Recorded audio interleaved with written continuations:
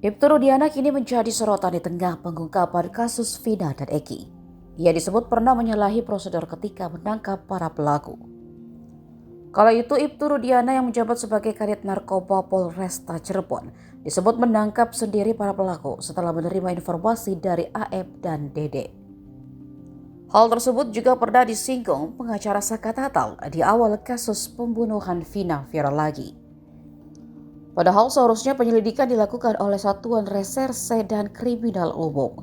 Kuasa hukum 5 terpidana pembunuhan Vina dan Eki, Jogi Nainggolan, mengungkap Ibtu Rudiana kala itu hanya mendapat informasi tanpa diolah kebenarannya dari AF dan Dede, yang mana keduanya merupakan pegawai pencucian mobil.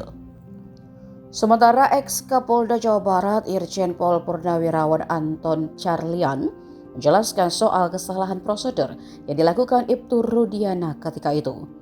Menurut Anton, Ibtu Rudiana hanya menunjukkan terkait para pelaku yang melakukan penangkapan tetap anggota Reskrimum. Anton memaklumi bahwa Ibtu Rudiana turut mendampingi bagian Reskrim saat penangkapan dulu. Pasalnya, Ibtu Rudiana merupakan ayah dari almarhum Eki, anak satu-satunya.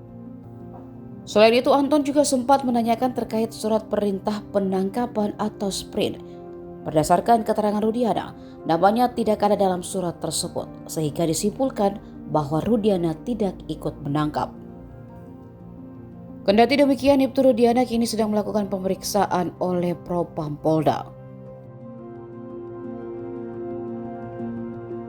Download Tribun X sekarang, menghadirkan lokal menjadi Indonesia.